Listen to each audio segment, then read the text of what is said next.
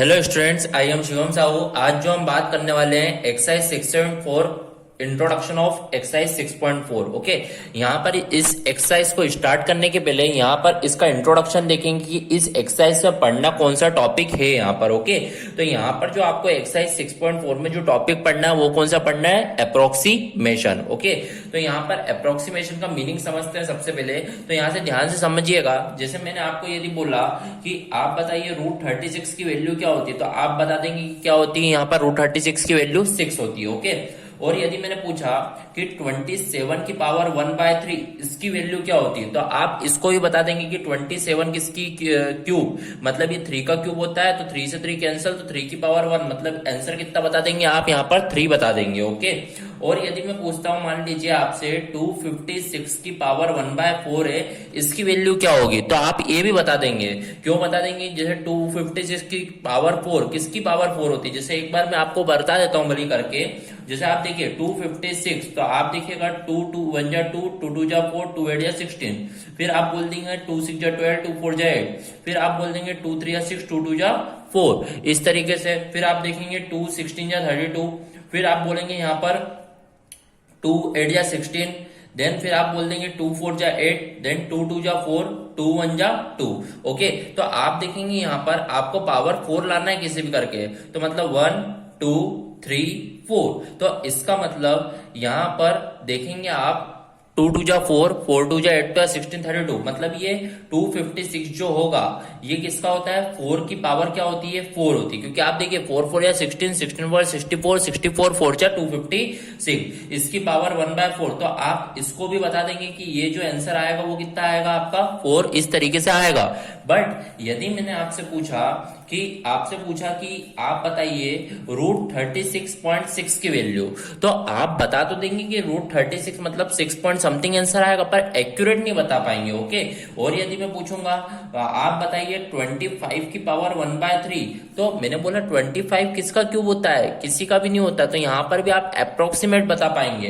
तो और जैसे मैं पूछूंगा यदि आपसे कि 255 की पावर 1/4 बताइए, तो आपको पता है 256 मतलब 4 की पावर 4, पर 255 किसी की पावर 4 नहीं होता है। तो इसका मतलब आप यहाँ पे भी अप्रोक्सीमेट बता पाएंगे। ओके, और वो भी यहाँ पर एक्यूरेट नहीं बता पाएंगे। ओके, तो इन्हीं को फाइंड करने के लिए यहाँ पर अपन किसको पढ़ रहे हैं? यहाँ पर अप्रोक्सीमेशन पढ़ रहे हैं। तो इन्हें पढ़ने के लिए अपन यहाँ पर अप्रोक्सीमेशन पढ़ेंगे कि एक्यूरेट वैल्यू कैसे फाइंड की जाए। ओके, तो इस एल्गोरिथम को देखते हैं कि अप्रोक्सीमेट वैल्यू फाइंड करने के लिए क्या क्या स्टेप्स यूज होंगी। ओके, तो यहाँ पर समझिएगा, मैं यहाँ पर स्टेप्स लिख रहा हूं। Steps for approximation.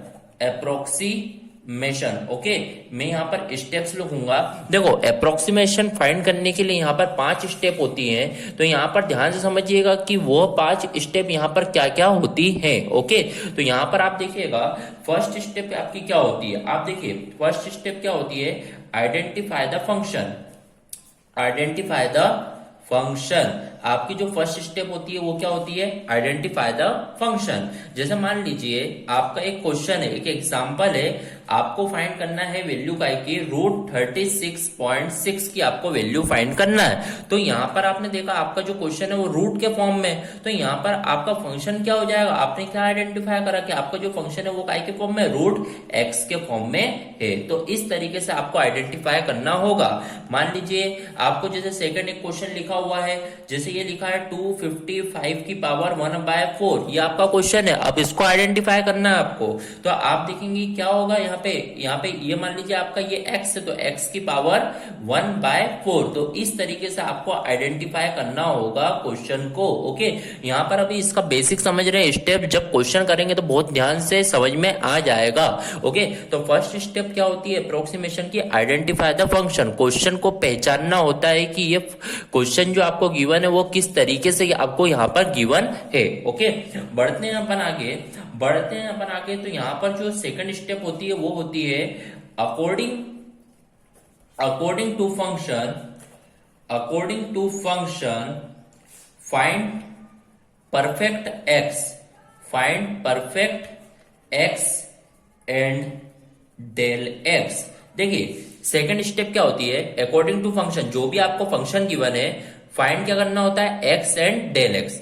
अब यहाँ पे एक्स और डेल एक्स क्या होता है वो अपन यहाँ पर समझते हैं। देखिएगा जैसे एक एग्जांपल में बोल रहा हूं, जैसे मान लीजिए ये वाला जो एग्जांपल मैंने बोला था √36.6, तो यहाँ पर एक्स और डेल एक्स कैसे फाइंड करना है आप देखिए, मैंने क्या बोला है, according to the function find perfect x and del, perfect x find करना है। तो यहाँ पर ये जो क्वेश्चन गिवन है, तो यहाँ पर जो पॉइंट के आगे जैसे ये लिखा 36, तो आपका जो 36 रहेगा वो क्या रहेगा, एक्स, और पॉइंट के बाद यहाँ लिखा है 0.6, तो मतलब जो डेल एक्स रहेगा वो क्या होगा, 0.6 होएगा।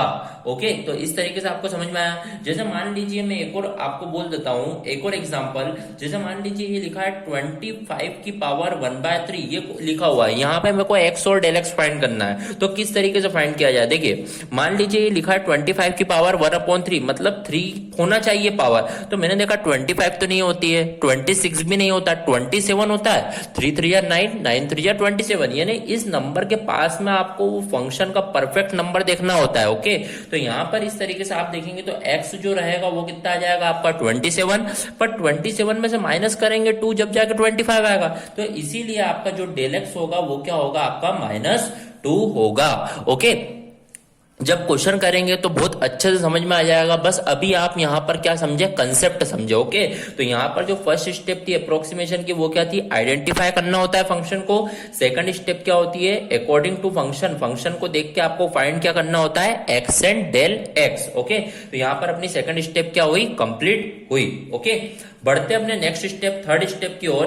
तो थर्ड स्टेप आप देखिएगा, थर्ड स्टेप में क्या करना होता है, थर्ड स्टेप में आपको करना होता है जैसे del y is equal to आपको करना होता है f of x plus del x minus f of x. ये आपकी थर्ड स्टेप होती है, क्या होती है, del y equal to f of x plus del x minus f of x. अब यहाँ पे ध्यान से समझिएगा, जैसे मैंने बोला ये आपका क्वेश्चन था √36.6, आपने यहाँ पे x भी फाइंड कर लिया, डेल x भी फाइंड कर लिया। इसका मतलब जब x और डेल x को जब मिलाओगे, जब प्लस करोगे, मतलब बनना क्या है, क्वेश्चन यही बनना है। तो मैं इसी को आपको पांचों स्टेप को, इसी क्वेश्चन को पांचों स्टेप में सॉल्व कर देता हूँ। ओके, तो मान लीजिए ये आपका क्वेश्चन था, आपने इसको आइडेंटिफाई करा, देन आपने देखा कि x और डेल x फाइंड करना, तो इस क्वेश्चन में से x और डेल x भी फाइंड कर लिया।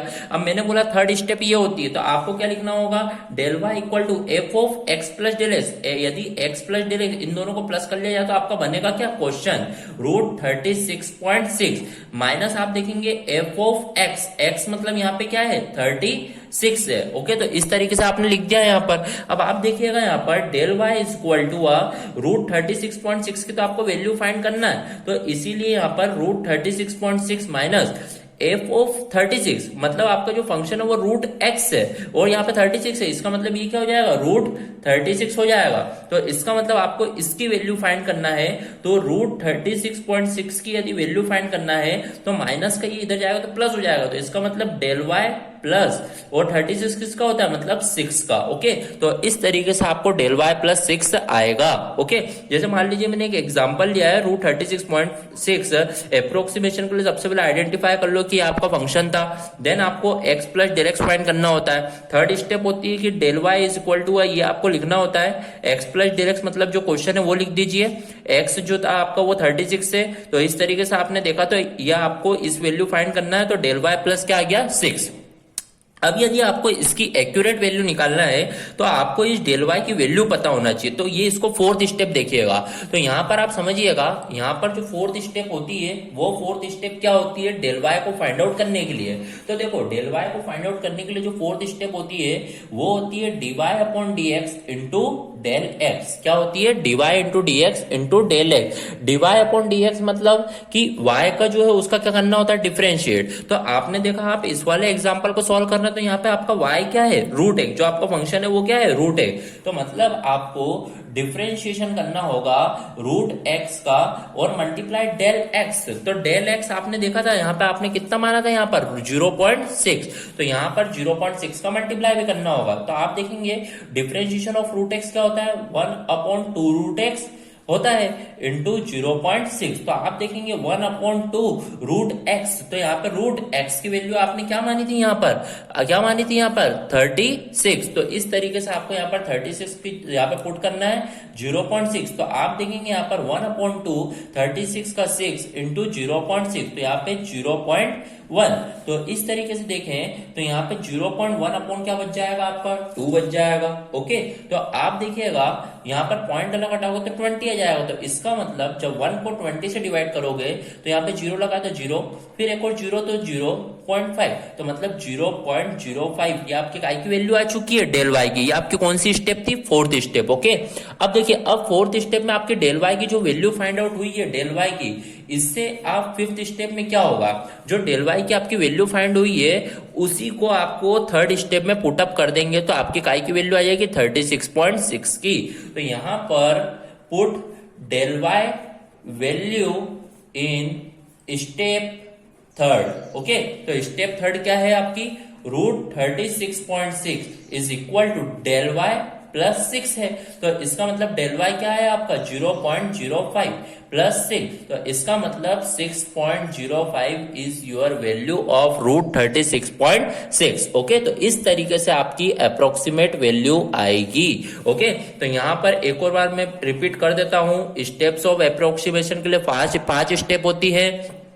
पहले फंक्शन को आइडेंटिफाई करना, देन आपको यहाँ पे x एंड डेल x की वैल्यू फाइंड आउट करना होता है।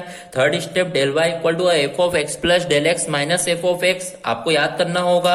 देन आपको यहाँ पर देखता था कि यहाँ पे डेल y की वैल्यू फाइंड करनी, तो फोर्थ स्टेप में डेल y की वैल्यू इस तरीके से फाइंड आउट होती है dy upon dx into del x। तो इस तरीके से आपने डेल y की वैल्यू फाइंड करी। जैसे ही डेल y की वैल्यू फाइंड हो जाए उसे थर्ड स्टेप में पुट कर देंगे तो y की वैल्यू आ जाएगी अपनी एक्यूरेट, जिसकी भी पूछी गई है उसकी वैल्यू क्या हो जाएगी, फाइंड आउट हो जाएगी। Okay, so here our introduction part of exercise 6.4 of approximation is completed. Thank you. If any doubt, then comment in a comment box. Thank you.